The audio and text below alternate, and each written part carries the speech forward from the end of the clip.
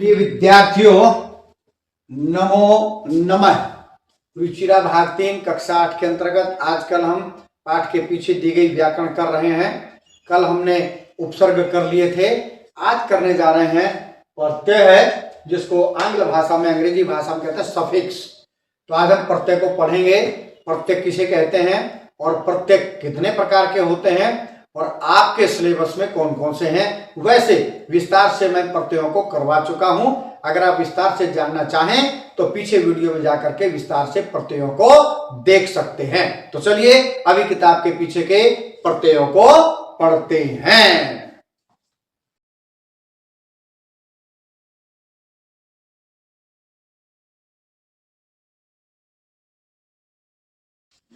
प्रत्यय है, प्रत्यय क्या है पढ़ते हैं।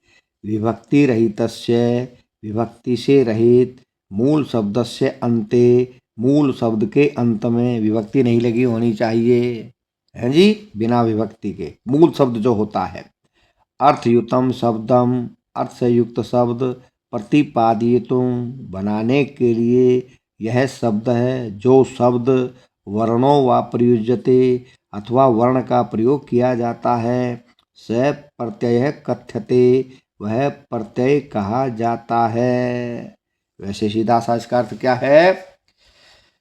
धातुओं के या पदों के पीछे लग करके जो उनके अर्थ को बदल देते हैं उन्हें प्रत्यय कहते हैं, और इसी को अंग्रेजी में कहते हैं सफिक्स। हमने उपसर्ग किए थे, उपसर्ग को कहते हैं परिफिक्स और प्रत्यय को कहते हैं सफिक्स, जो पीछे लगते हैं। उपसर्ग आरंभ में और प्रत्यय पीछे, शब्द के पीछे, धातु के पीछे। यह क्या लिखा देखे, आगे पढ़ते हैं। विभक्ति रहित है, विभक्ति से रहित, मूल शब्द है, मूल शब्द संस्कृत व्याकरण, संस्कृत व्याकरण में प्रकृति ही उच्यते, प्रकृति कहा जाता है। यानी कि जिसमें विभक्ति नहीं लगी हुई है तो वो प्रकृति है, यानी कि मूल शब्द है। प्रकृति रियम, यह प्रकृति, प्रकृति प्लस यम, यह प्रकृति द्विविधा, दो प्रकार की होती है। तद्यथा, जैसे, धातु प्रातिपदं च, नंबर 1 धातु और नंबर 2 प्रातिपदिक। ये केवल समझने के लिए है, आपको पता होना चाहिए बस। परीक्षा में तो केवल आएगा धातु के साथ जो प्रत्यय वो जोड़ करके क्या बनता है, ये केवल आप सुन लीजिए, समझ लीजिए, जान लीजिए।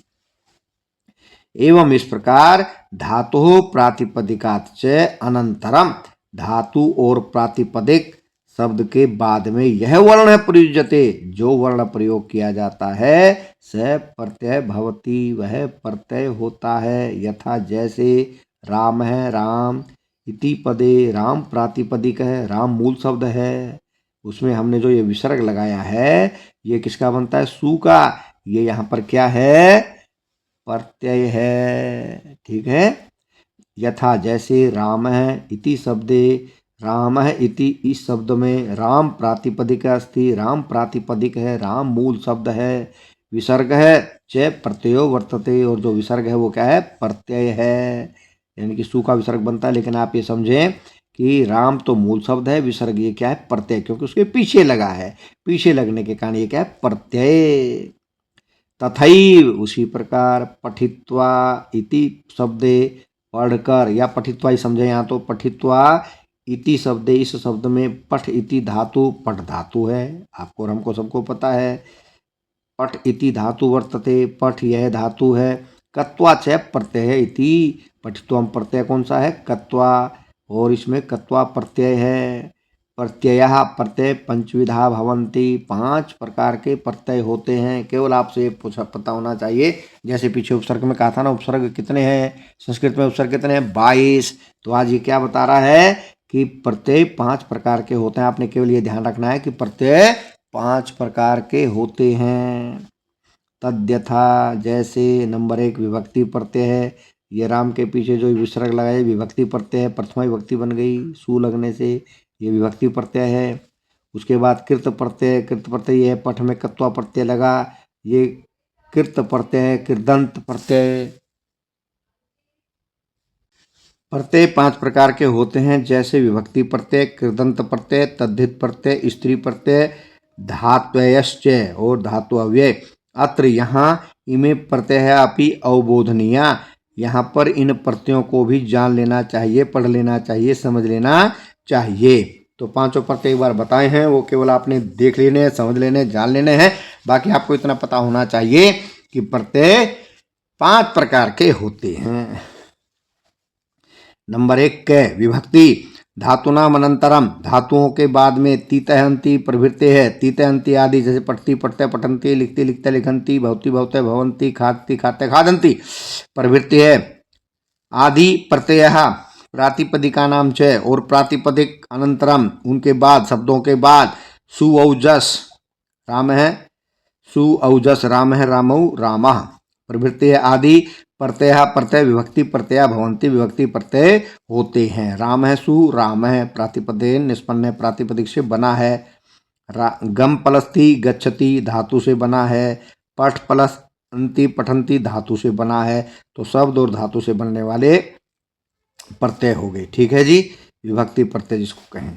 नंबर 2 कृत प्रत्यय, धातु पश्चात प्रयुक्तः प्रत्ययकृत प्रत्यय भवंती, धातु के पश्चात प्रयोग किए जाने वाले प्रत्यय कृदंत प्रत्यय होते हैं, कृत प्रत्यय होते हैं, जैसे पठ प्लस ल्युट पठनम। ठीक है जी।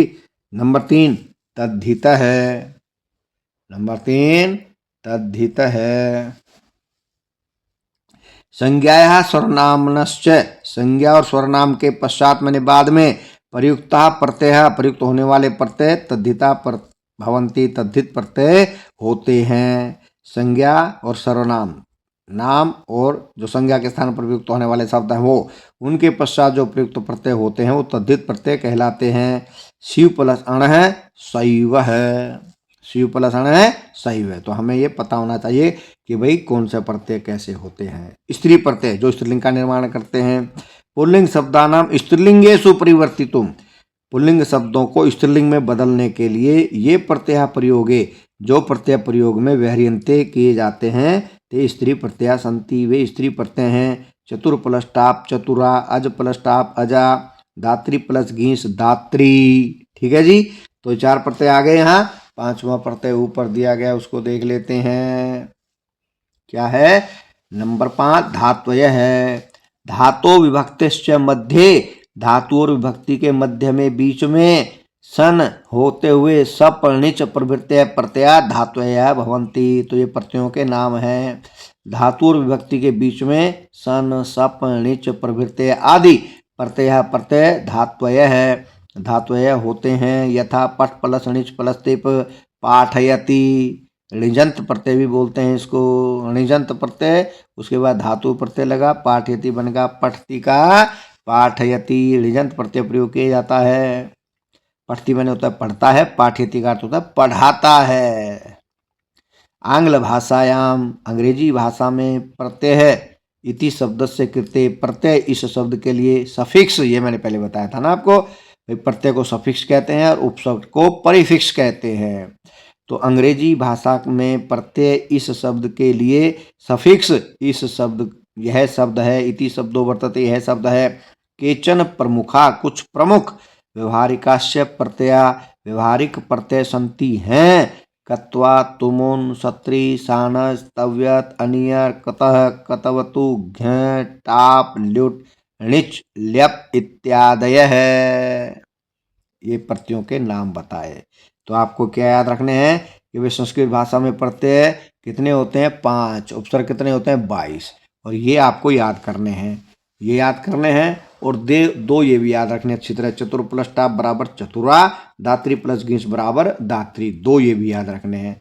ठीक है। और ये भी याद रखने हैं जो अब करवाए जा रहे हैं, का निचिन उदाहरणानि, कुछ उदाहरण, ये कत्वा प्रत्यय के 3 उदाहरण, ल्यप प्रत्यय के 3 उदाहरण, तुमुन प्रत्यय के ये नीचे 4 उदाहरण, और 2 इधर स्त्री प्रत्यय के उदाहरण, चतुर प्लस टाप चतुरा, दात्री प्लस घीस दात्री, ये याद रखेंगे आप। 1 2 3 4 5 6 7 8 9 10 11 12, ये 12 आपको अच्छे से याद कर लेने हैं। ठीक है जी। तो ये अर्थ लिखा है, आपको अर्थ याद नहीं करना है, गम प्लस कत्वा बराबर गत्वा आपको पता होना चाहिए। अगर गत्वा आ जाए तो उसको बराबर करके गम प्लस कत्वा भी आपको पता होना चाहिए, यानी कि गम प्लस कत्वा गत्वा, गत्वा बराबर गम प्लस कत्वा, दोनों तरह आना चाहिए, इधर से उधर से इधर। उदाहरण दिखा रखा है, देखो, अहम पुस्तकम पठित्वा गृहम गमिष्यामि, मैं पुस्तक पढ़कर घर जाऊंगा। पठित्वा का अर्थ होता है कर, जाकर, पठित्वा पढ़कर, पठित्वा का अर्थ है पढ़कर, गत्वा जाकर, पठित्वा पढ़कर, हंस प्लस कत्वा हंसित्वा हंसकर। तो याद रखना आपने, गर्म प्लस कत्वा बराबर गत्वा, पठ प्लस कत्वा बराबर पठित्वा, हंस प्लस कत्वा बराबर हंसित्वा। एक उदाहरण भी दिया है, अहम पुस्तकम पठित्वा गृहम गमिष्यामि, मैं पुस्तक पढ़कर घर जाऊंगा। अब लेप प्रत्यय देखते हैं। लेप प्रत्यय जहां पर धातु से पहले उपसर्ग लग जाए, ये उपसर्ग है जो हमने पढ़ लिए हैं। उपसर्ग के बाद कत्वा प्रत्यय नहीं लगता, उपसर्ग यदि किसी धातु के पहले उपसर्ग लग जाए तो फिर वहां पर लेप प्रत्यय होता है, और लेप प्रत्यय का यह शेष रहता है, कत्वा प्रत्यय का त्वा शेष रहता है। ठीक है, तो परि प्लस त्यज प्लस लेप जोड़ दीजिए, बन जाएगा परित्यज्य। लेप का यह, बाकी जोड़ दो, आधा जय, यह परित्यज्य, परित्यज्य छोड़कर।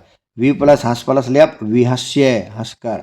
उप प्लस गम प्लस लेप उपगम्य। आपको कहाँ तक याद करना है, परि प्लस त्यज प्लस लेप बराबर परित्यज्य। अगर परित्यज्य आ जाए तो परि प्लस त्यज प्लस लेप, ये याद होना चाहिए। उदाहरण दिया, श्याम है गृहम परित्यज्य वनम गतवान, श्याम घर को छोड़कर वन चला गया। लिखना चाहिए था राम, राम है गृहम परित्यज्य वनम गतवान, श्याम है लिखा, चलो कोई नहीं, उदाहरण तो उदाहरण है, कैसे भी लिखा जा सकता है।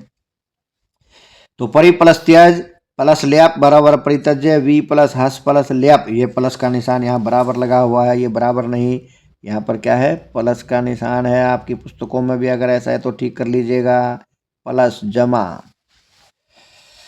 परि वी प्लस हस प्लस लेप बराबर विहस्य, उपजमा गम प्लस लेप बराबर उपगम्य। अब तीसरा, तुमुन, नी प्लस तुमुन, तुमुन का अर्थ होता है के लिए, इसका शेष बनता है तुम, जिसके साथ है तुम रहेगा, जैसे तुम उनका क्या शेष रहा, तुम, और ई को हो गया ए। नी प्लस तुमुन, ने तुम, लाने के लिए, ले जाने के लिए, जैसे ले जाने के लिए होता है, लाने के लिए हो तो उसके आगे उपसर्ग जुड़ेगा, आने तुम, लाने के लिए। गम प्लस तुमुन गंतुम, पठ प्लस तुमुन पठितुम, चल प्लस तुमुन चलितुम। अगर ने तुम आ जाए तो ने प्लस तुमुन, गंतुम आए तो गम प्लस तुमुन, पठितुम आए तो पठ प्लस तुमुन, चलितुम आए तो चल प्लस तुमुन। उदाहरण दे रखा है, देखिए, लता पुस्तकम पठितुम, लता पुस्तक पढ़ने के लिए, पुस्तकालयम गच्छति, पुस्तकालय जा रही है। लता पुस्तक पढ़ने के लिए पुस्तकालय जा रही है। अहम फलम नेतुम आपणम गमिष्यामि, मैं फल लेने के लिए बाजार जाऊंगा। मैं फल लाने के लिए, ने तुम का लाने के लिए, तो लाने के लिए लिख लो भाई, अहम फलम ने तुम आपणम गमिष्यामि, मैं फल लाने के लिए बाजार, आपन मैंने होता बाजार जाऊंगा।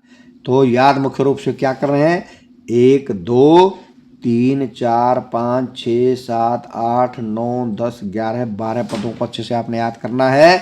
2 ये स्त्रीलिंग के हैं, 3 ये कत्वा प्रत्यय के हैं, 3 लेप प्रत्यय के हैं, और 4 तुमुन प्रत्यय के हैं। तो आज के लिए इतना ही। जय तु सुर भारती।